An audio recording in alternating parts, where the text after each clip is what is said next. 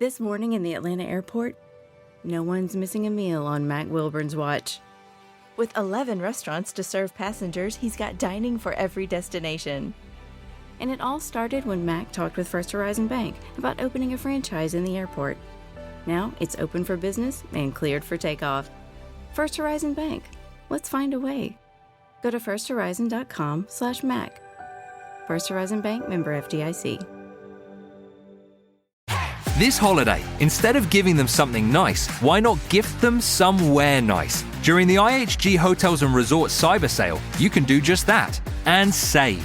Shopping is easy in the IHG One Rewards app, where you'll save 20% on travel across 6,000 plus global destinations. And if you want to gift yourself somewhere nice, go ahead. You'll earn more and save more during the Cyber Sale. Check out all the deals at ihg.com/cyber sale. Terms apply. Hi, everybody. I am Gigi. And I'm Fruit Loop. Welcome to another episode of Pretty Lies and Alibis. It is Sunday, and we haven't had a lot of news about the case over the weekend, but we had a list of topics that we were going to talk about on Friday, but we ended up and got the affidavit for Chad, so we covered that. We wanted to do another podcast for you tonight just to go back and cover what we were going to talk about. And so just to get started, we're going to jump right in. We just want to summarize what happened on June the 9th. There was a search warrant executed at Chad Daybell's home. And during that search warrant, they found the remains of Tylee and JJ buried separately on his property. And Chad was subsequently arrested there after he tried to flee. So since June the 9th, Chad's been in jail. They're in Fremont County on a $1 million bail, same as Lori. She's still being held on $1 million bail. And we have some preliminary hearings coming up, although there has been a date change for Chad's preliminary hearing. That will take place now on August the 2nd and the 3rd. It was originally July 1st and 2nd. So we just wanted to make you aware of that. And I guess the big question everybody's asking right now is, why haven't we heard a cause of death or any kind of upgraded charges? And Fruit Loop, what do you think's going on with that?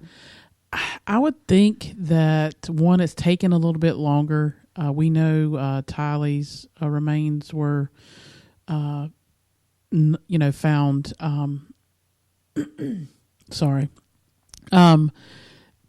Were not.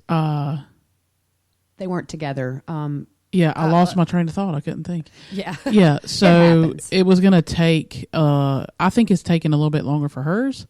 We know JJ was found, wrapped and still, together. So, and I don't think they'll release them separately.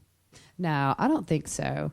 I think, I agree with you. Clearly it's the condition of Tylee's remains is going to be a challenge, especially if there was no obvious physical cause of death. I mean, if they can't look and see that clearly there was trauma to the body, I guess I just assume that they're doing the toxicology route at this point to see if maybe poison was the manner, because I think we would have heard of a cause of death at this point if one were obvious. Yeah, and doing some research that we've done the last few days, I felt better because of what they can get from bodies that have been, decayed and stuff like that, and burned, and it's amazing what they can find. We did watch a documentary about forensics with human bodies, and one of the areas they covered was in a situation where they're investigating a homicide and the remains were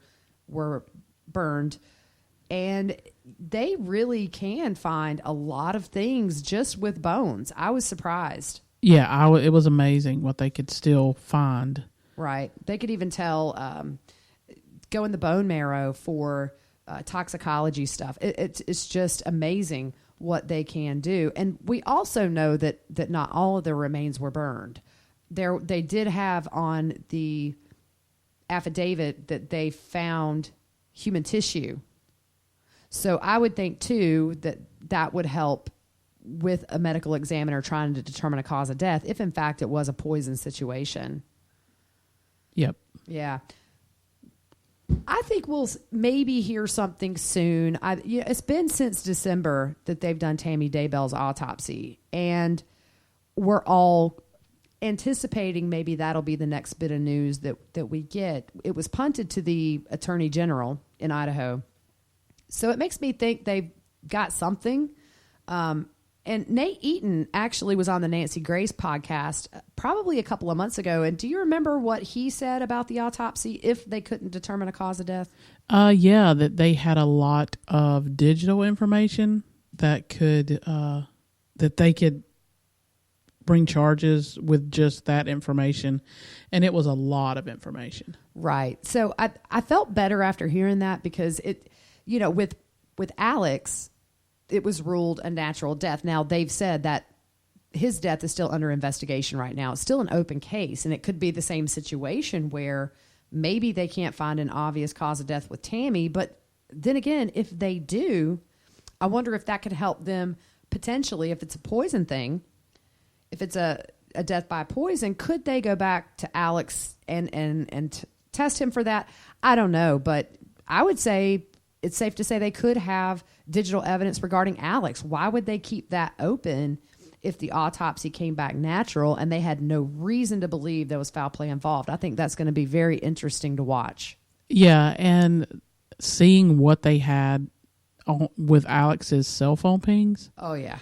There's going to be a ton of information with texting and everything involved. So yeah, and just to expand on that, I think that I would find it hard to believe that investigators are scratching their heads over a lot in this case. Just from the pings at Chad Daybell's property, it seems like these guys obviously, we all take our phones everywhere. I don't think they realized that they could ping them that close to places. And I think we're going to find that throughout the course of this entire thing, from maybe late 2018 when we know that Lori and Chad first met. I think they probably left a digital trail that they may as well have just, walked around with yellow spray paint following them everywhere. Just a direct line to where they've been for the last year. Yeah, and it all goes back to, for me, in Melanie Gibbs' interview with Nate, she said, because they, how they thought the world's going to end on July 22nd, that they weren't as careful with the with hiding things. Yeah. And I think too that, I think if there's any doubt that the cult beliefs played a part, I know a lot of people are still really convinced this is just sort of a convenience / insurance money thing. And I think that plays a part in it, but I really do believe, especially after reading the affidavit about their zombie theories, that these beliefs played a huge role in why everybody's dead. Yeah, I totally agree. Yeah, but I think that we don't know the half yet. I'm curious to see what comes out in the future, and this was definitely a lot packed in that one little affidavit. For me, it was nice to read some updates to give us an idea. I think investigators, I don't know, I was thinking about this weekend. I think investigators maybe have known for a good while at least a suspicion about Chad's property. But we know that pinging him to that location isn't enough for a search warrant. Do you think maybe they've known about this for months and they've just had to work this case very tediously to get that warrant? Or do you think this all came at once? I think it's a combination of just different evidence that they had. And I think the neighbor, one of the last tips about him burning things, when he reported that, I think that was like a red flag. We need to go because you don't know, what he's getting rid of. Right. Well, going to the dump. Yeah, he's going to the dump. So they see that. And then now the neighbor's saying, oh, he's burning things. So that was a red flag that I would think, we need to go now. Right. And then if you also think about how they were able to ping him within 6 meters of both burial sites and then getting the confirmation from Tammy Daybell's sister that this is where the pet cemetery is. I'm very aware of it. I think then when all that came together, they had enough, and then we knew what happened next. It's just amazing what these investigators can find. You're never alone. No, You're never alone. If you have your phone with you, I think it's crazy how they can track you. yes. All right, so we were looking this weekend about another memorial that was held. It wasn't quite as advertised as the last two. It was probably a very small, intimate memorial for JJ at his old school in Arizona, the Lawrence Institute for Education. And we looked up the school and found that, man, this probably was the perfect place for JJ to be when they were in Arizona. What do they do there, Fruit Loop?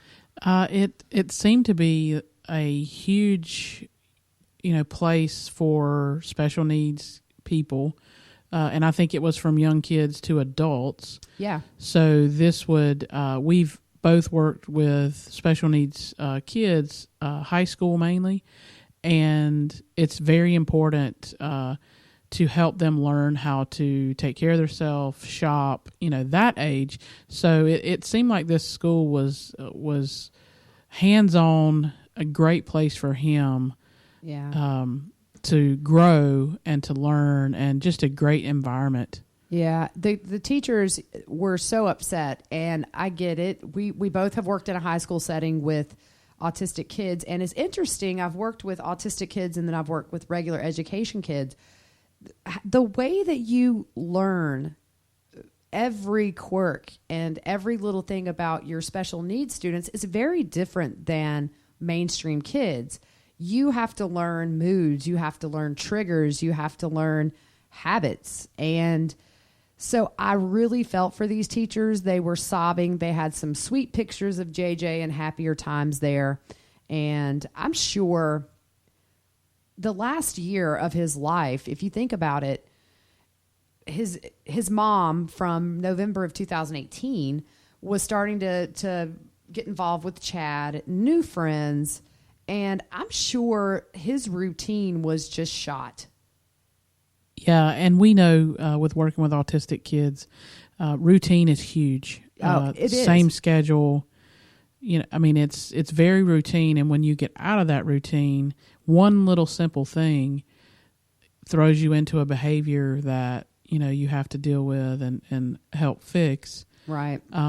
So his routine was just all over the place. It had to have been. And on top of that, you have to understand that at that point, he probably wasn't being medicated. So you have this routine where mom's focus has shifted away from him to her new friends, this new guy, her new religion, the podcasts. And I just really hate to think about what JJ might have went through that year with the huge changes, just the no meds, routines probably shot. I bet this school for him, and like a lot of the kids that we've taught, school is a safe haven for autistic kids. So I really feel for those teachers. It has to be devastating to watch, but you really do love these kids as if they're your own. And sometimes I almost felt like I knew the students better sometimes than I knew my teenagers, because you're just so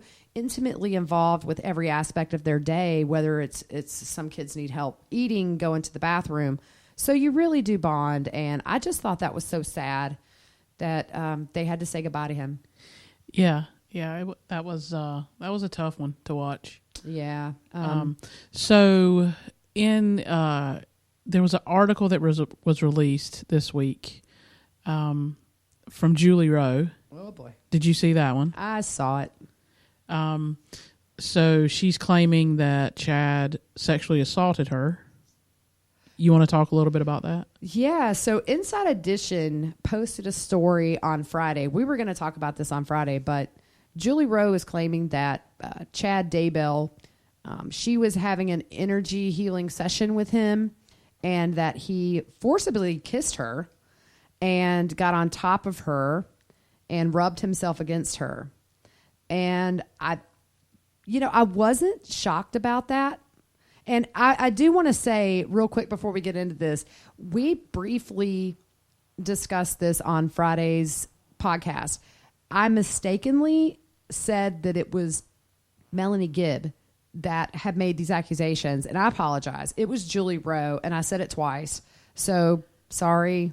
There's so many people, and sometimes they just all bunch up in my head. And yeah, there's so many people in I this was case. seeing Julie Rowe, but my mouth said Gibbs, so I apologize. So on to this story.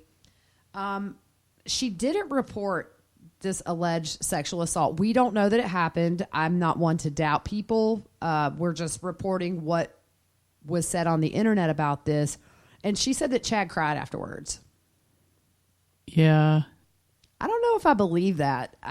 Because she was saying that he was kind of known for grooming women. Yeah, and I think there was another lady too, actually, that it was an article and it was more than one, so it was like two. Yeah, and she kind of claimed the same thing. Right, and this two other people were told about what Julie told two people at the time it happened. So it does kind of make you think maybe it's a possibility if over a year ago, this was in December of 2018 that this happened. And they had earlier met at a restaurant for a meeting about publishing and then met privately for an energy healing session. And there's a million jokes I can make about that, but I'm not gonna. So, but one interesting thing to me that she said was that Chad would really, with women, say, oh, you were Joan of Arc in a past life or some grand person. And it seems like these women would eat this up. Are women really that gullible? Yeah, he would go to houses, and I think Eric Smith was one that testified to this. He would go to houses, and it sounded to me like it was almost like fortune telling. Like, you were Joan of Arc in the past life, and like would lay out the whole history of their past lives. And, he would go into houses and do that. That's crazy. Yeah.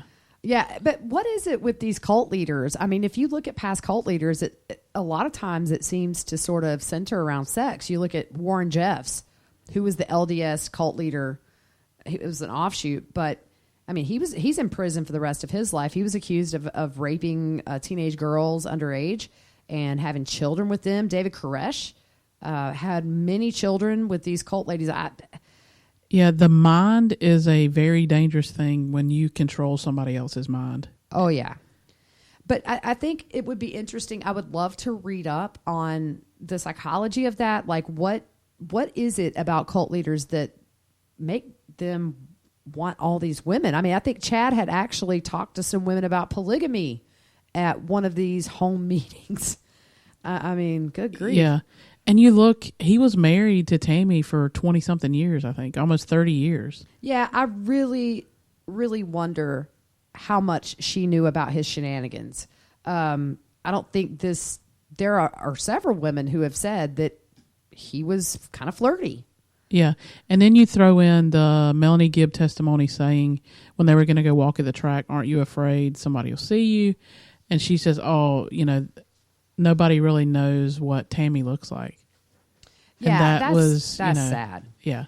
But look, I feel sorry for Tammy because if you think about it, I don't think she wanted to move from Utah to Idaho. I think it was a hard thing for her. She had family there and they're uprooting. I don't understand. Really, I don't know if we know what was the actual reason for them moving the Daybells and their children. Did we ever find out if it was a job? I think I read it was Chad said he had, he heard through the veil or whatever that they needed to move. That was the promised land or the chosen land in Rexburg, Idaho. But speaking of cults, I did some reading this weekend on cults, and it is a fascinating subject, actually. Once you kind of go down that rabbit hole, I think I was down that rabbit hole for about 3 hours, and I couldn't sleep one night, so I just got my phone and ended up and spent 3 hours reading about cults. It's very interesting. Yeah. You were sharing with me a little bit about that, and you have some on each person in this case. You see things with Lori, with Melanie, with the other Melanie. Right. So share a little bit about that. So the first thing that I learned, and these are all of these, I'll credit them on Twitter or the website. That should be up this week, by the way. I'm not sure of everybody's name. It was just a lot of articles some medical journals. But the one thing that I learned is the most common reason people get involved in a cult is they join mostly by accident or on their way to other goals. It's not like they seek out a cult. They meet people and who probably, I guess, is, maybe a cult leader. They're opportunists and they see a need in that person. Maybe they look lost. Maybe they promise them will help you get to your goal. But put it this way, the doctor that was doing the psychology article said he was a firm believer that he could take anybody, no matter how religious you are, no matter how wealthy, how poor, and at some point he could manipulate you into believing pretty much anything he wanted you to. And I think that is scary. That's very scary. Yeah, I mean, if you look at Patty Hearst, her dad, she was an heiress of the Hearst Empire. She was kidnapped by a political cult, and I think there were ransoms and stuff, but in the end, she's seen on camera robbing the bank with the same group, and she went to jail for that. She went to prison for it. It's called Stockholm Syndrome, where you start to identify with your captor, and you may even feel like you're on a team with them. Very interesting stuff. But so how do you get caught in a cult? The first thing that a cult leader does is what they call thought reform. And they manipulate techniques for getting people to do something they otherwise wouldn't do. They make you feel as if you won the friend lottery. Like you have found your people. They're like-minded, and they do what they call a love shower. And they shower you from every direction with attention. Do you see Lori as somebody who could kind of lap up all that attention? Most definitely. And when you look at like being around like-minded people, you think of Alex and Zulema, Ian and Melanie. Like, they're marrying people who are like-minded. Yeah, there are so many common themes with each couple in this saga, which is the very fast marriages and that sort of thing. And that's for another day. But they said that whether or not it's a trained thing or just an innate ability to manipulate, the cult brainwashing is kind of the same technique they use to brainwash or prisoner interrogations. People make false confessions, and it's because they break you down mentally and convince you did something you didn't do. That's always fascinated me, but it from what this doctor was saying is it's sort of the same technique that cult leaders or members who are recruiting use, is they just know the tricks to get you to trust them really quick. Yeah, and you think about it, you like being around somebody who's telling you, you're this or you're that, you're pretty, you're, amazing. I go back and remember the podcast with Jason Mao, Melanie Gibb, and Lori, and that's one of the things Jason Mao said from the get-go. When I saw you, I looked into your eyes, and I knew you were one of us. Yeah, and it's clear that, and we've talked before about how family members say that Lori was a good mom. They never would have seen this coming before Chad came in the picture. But, I mean, she's on her fourth marriage with Charles. It does seem like she's looking for something she hasn't found yet. Yeah. Yeah. So essentially, it's deception. They mislead you as to the true activities of that cult initially, just to get your trust and to get you sort of indoctrinated and get that sense of I'm safe with these people. And then what were you going to say? I was going to just say it's the terminology that people dance around. They don't like hearing the term brainwashing or cult or something like that. But when you look at it, that's what it is. You have to call a spade a spade. Yeah. And then one of the other ways that they sort of get you is by isolation. And so they take you from, and it's kind of, you see this a lot in domestic violence where an abuser, a severe abuser, will get their victim to where they don't talk to family. They don't go to family gatherings. They don't do the things they used to do. They isolate you so you feel alone. And then you feel like you need this group. Exactly. And I was thinking a little bit about Colby. And we know that last year was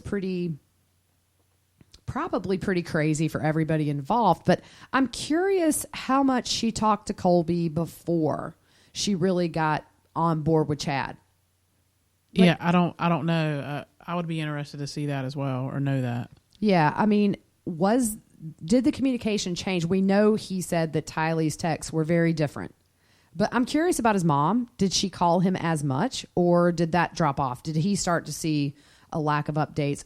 Apparently, Kay and Larry did with JJ.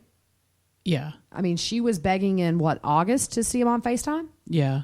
Yeah, I think August 10th was the last time she talked to him. It was like 35 seconds. Yeah. And then what happens after that is these people who are being brought into this cult, they develop an unquestioning devotion to the leaders of this group or the members, and then submission.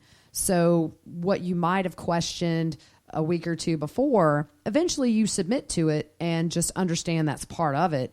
And I think that's maybe where Lori got in trouble, is when she allowed herself to not question stuff. Yeah. And you can look at her past and see that there were issues, and she had issues with a lot of things.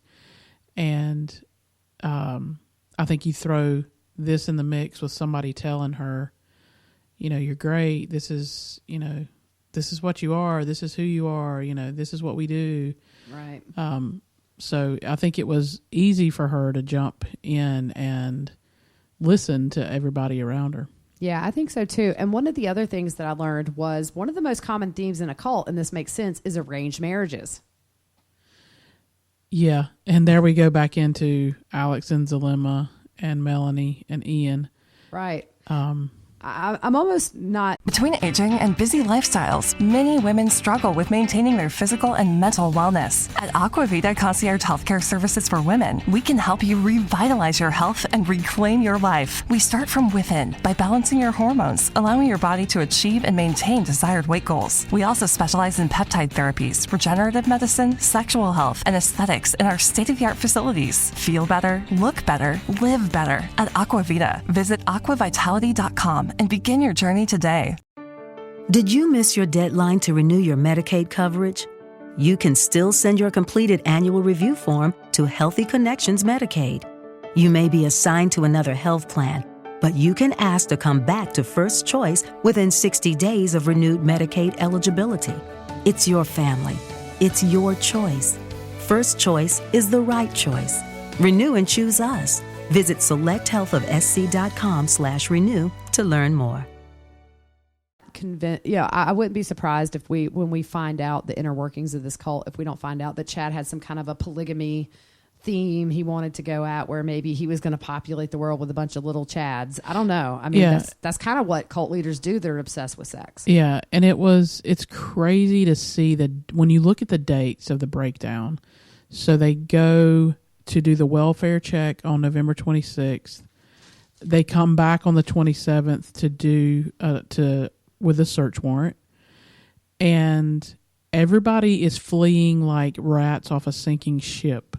No kidding. They're Lori and Chad are fleeing and eventually heading to Hawaii. Melanie and Ian. Melanie goes for Thanksgiving to Ian's house, so she's gone. Alex is gone, and then they end up married on, I want to say Alex and Zalima got married on the 29th maybe, or 28th, I can't remember.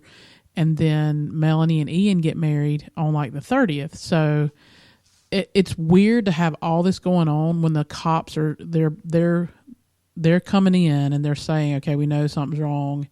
So they all flee. Let's go to Vegas. 4 of them get married. In Vegas. Well, 6 of them get married. Right, yeah. They all got married around the same time, if you think about it. Yeah, I think Lori and Chad got married November 5th, I think. Yeah.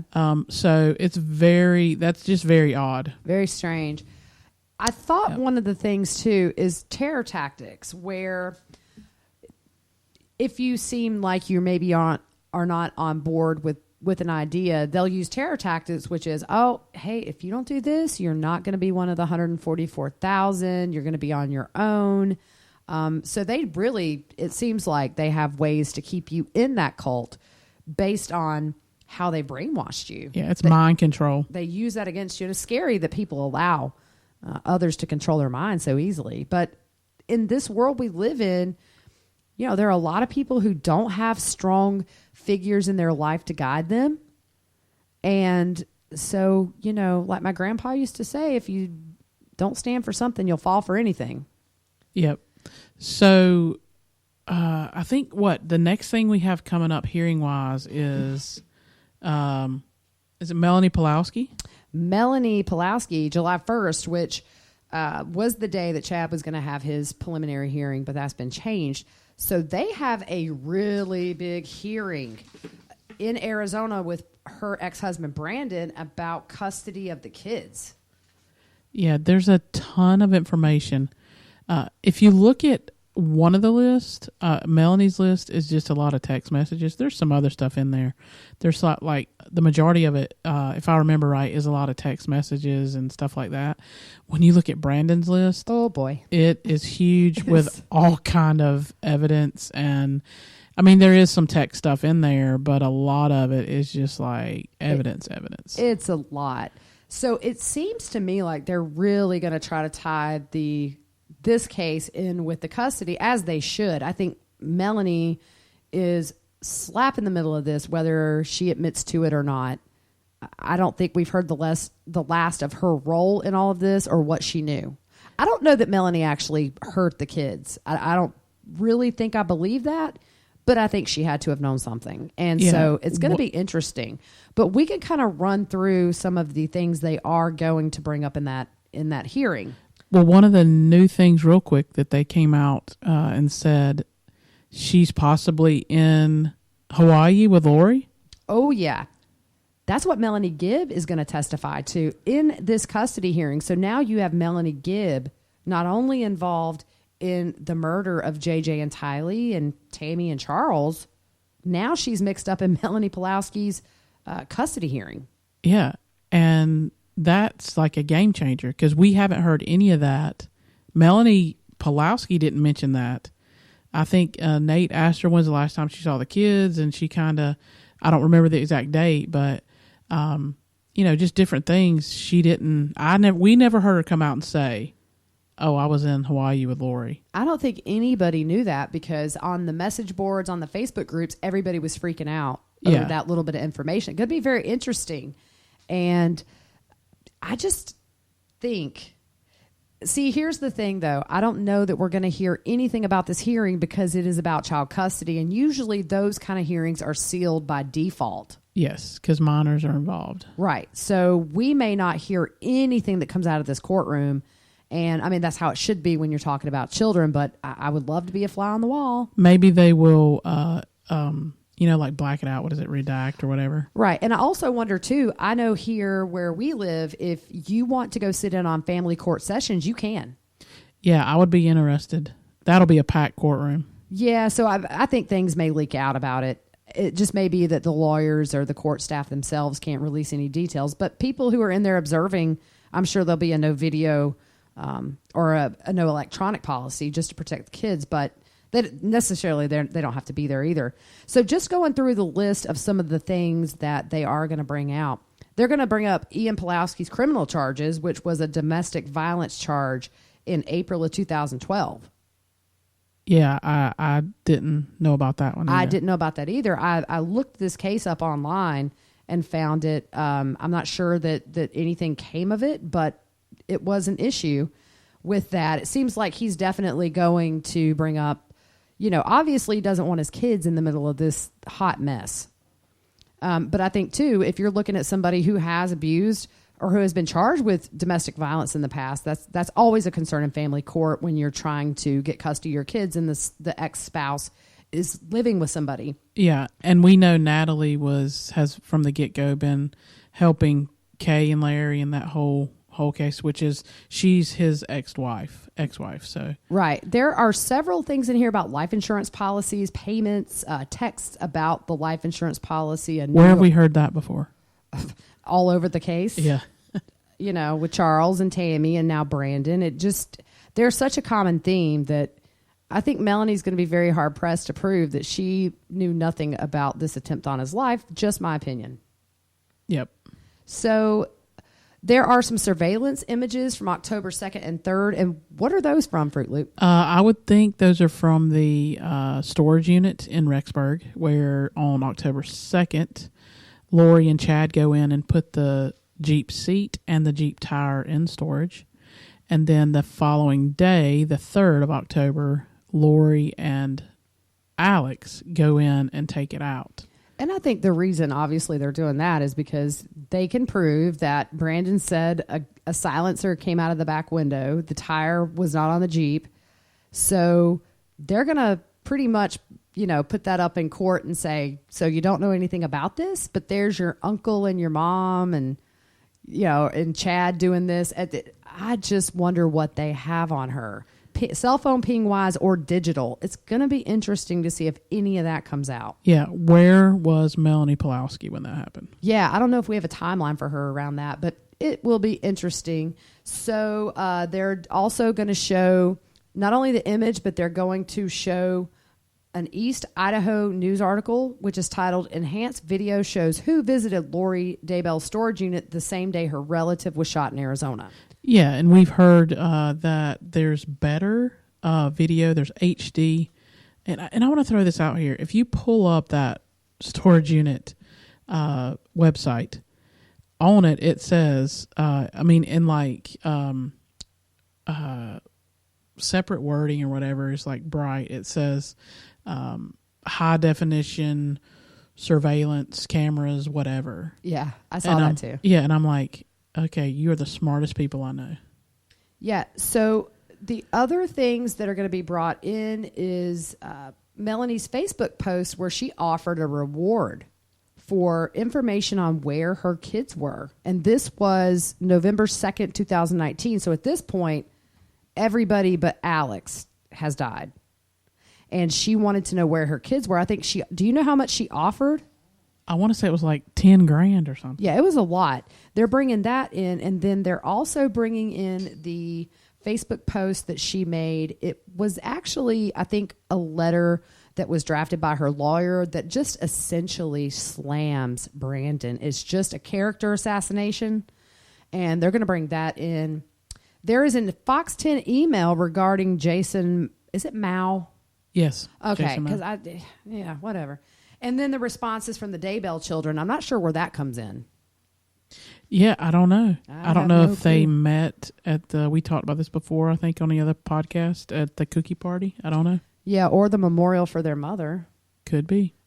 They're also going to enter in the transcript from the interview that Melanie and Ian did with Nate at East Idaho News. And then there's some comments from Ian's Facebook that they want to talk about. And then there's just text messages, a lot of text messages between Melanie and Brandon's parents. So it seems like a lot of people were messaging her throughout this. I think the difference with Melanie is that she had an extended family that actually cared and checked in on her. I don't think Lori had that.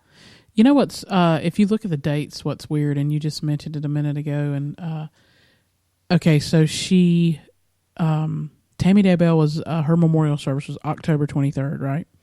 So the other thing that happened on October 23rd was the custody hearing for with Melanie and Brandon, and Melanie didn't show. Yeah, and he, by default, I think that was the finalization of the divorce? It was temporary custody. Okay.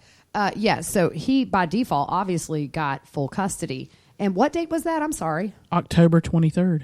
Okay, so, they're busy. Yeah, she doesn't move to Rexburg until the 31st of October. As we know, the private investigator filmed them, her and Alex, moving their stuff in their U-Haul truck or whatever. Right. So she doesn't really move to Rexburg until October 31st. I wonder if that maybe was when she was in Hawaii with Lori, when she skipped out on her, child custody hearing. Well, if you remember, Lori went to Tammy's memorial service. That's right. So. Yeah.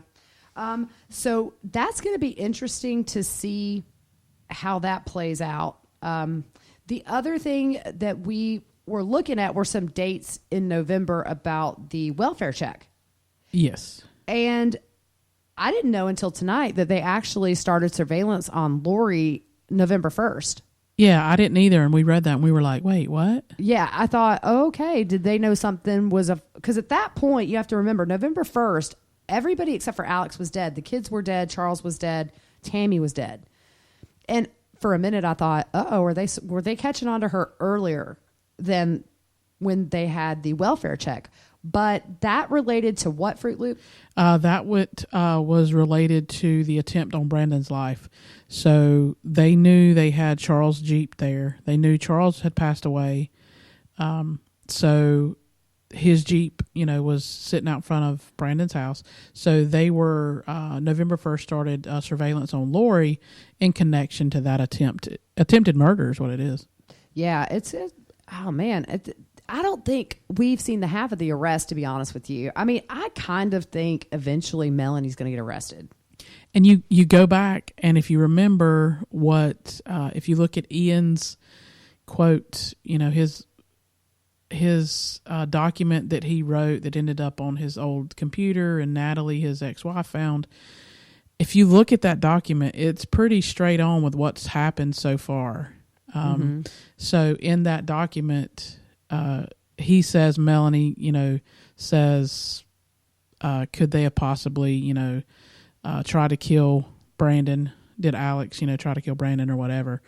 Come on. Look, Alex helps her move out of her house October 31st. She moves to Rexburg.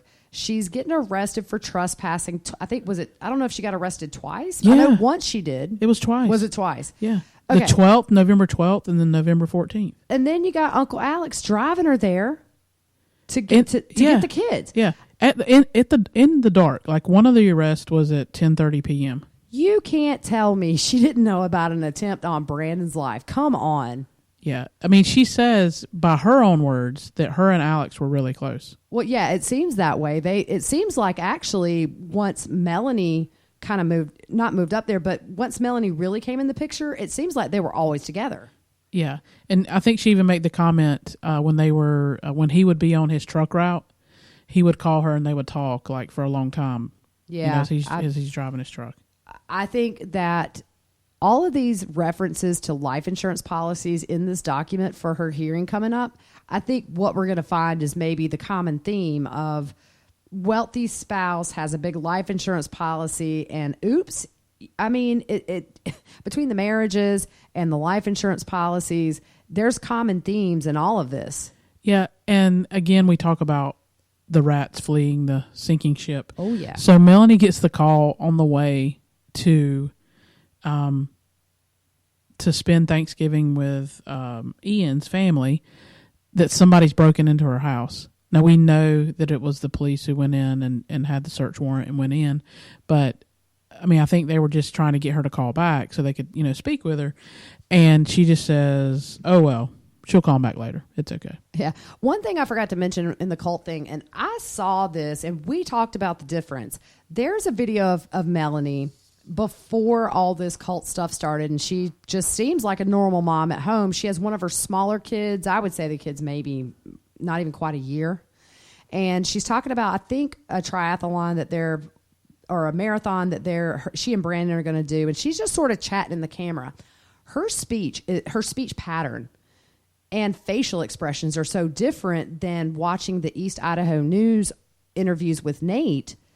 And one of the cult characteristics, interestingly enough, slow speech, rigid facial expressions and posture, and memory impairment. At times, now it could be she was trying to think of her answer to where she wasn't giving away that she's deep in this cult and probably has got some splaining to do. But even you could see her talk and then she would stop and kind of think. So I just thought that was interesting because that was something that we just had noticed before I read on the cult stuff that these are, because you said she seems different in that video. Yeah, it's totally different. Now I get it. She's in her house. She's just filming herself. Like, I get that. But just how she acts and everything is totally different. Right. But I could watch Melanie Gibbs' interview with Nate Eaton and get a good sense of how she would talk to me if we were in a room together. With Melanie, there were two totally separate ways she delivered every word that I just thought it was weird. So I think the last couple of things we'll talk about is Melanie Gibbs' letter. I'm not going to read. It was 7 pages, and I think half or more than half of it was scripture. But she essentially said that the reason she was deceived, and this is her words, is prepper pride. Hey, can I point out real quick? This letter was written to LDS people on the AVAL site. Right. So it was a little hard to read for me. It was It's things we don't understand. yeah, because I was reading some of the Bible verses and they seemed a little different, but we know they kind of, this cult that Chad has definitely adds their own spin. But And you have the Book of Mormon and the Bible. So some of those things she quoted was out of the Book of Mormon, and some of them were out of the Bible. Okay, well that's why I got confused. Yep. And then Melanie Pulaski put out her own statement after the bodies were found, and this really kind of griped me a bit. It made me a little ill. So she says, "My cousins are beautiful souls, but if you knew Tylee, she would probably be given the biggest eye roll at all the drama unfolding in the media." What? That was ridiculous. Oh, yeah. So Tylee's going to roll her eyes because they found their remains and the people who did this to them are going to face justice. What an odd statement. Okay. Don't say anything like that statement. It was painful. They've brutally murdered someone, your niece, and you make that statement that she would be rolling her eyes. I think she would be happy that law enforcement has finally found them so that she and JJ could be put to rest and be able to finally rest in peace. And then I don't think Tylee would be upset that the media's caught on to this. I just thought that was such a really weird statement to put in a it's almost like she still had to get in there.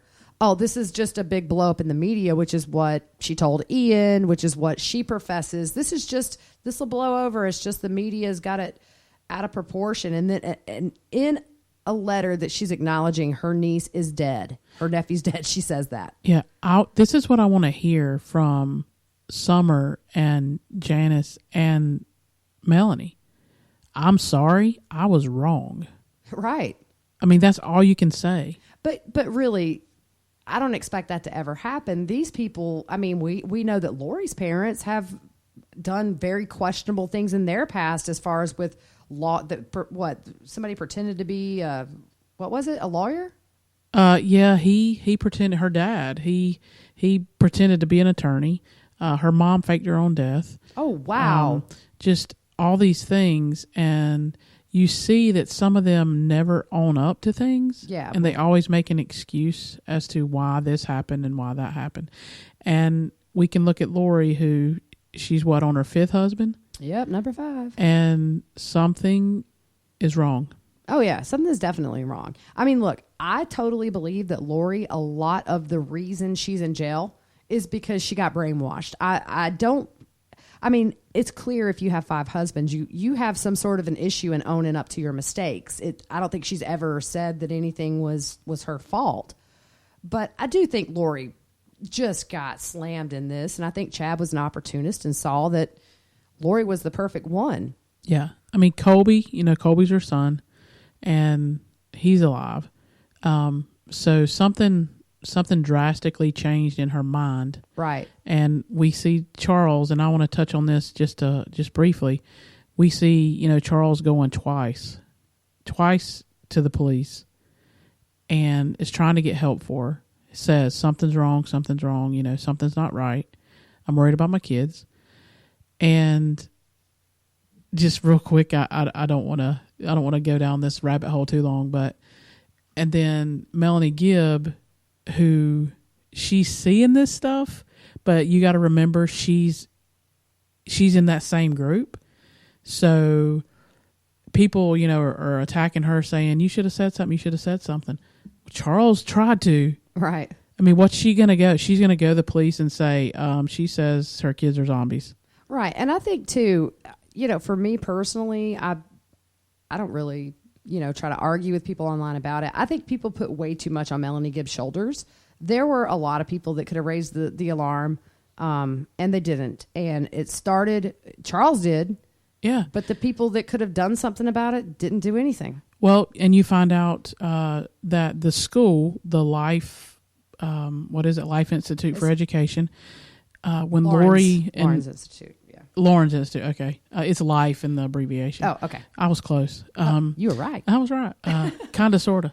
So, you find out there that Lori tells them that Charles committed suicide. So they find out that's not true, and they have to report that to Child Services. So that's another thing that was reported. Right. It's just so many missed that's opportunities. three different instances where it was reported and nothing was done. And I mean, what's Melanie Gibb going to say?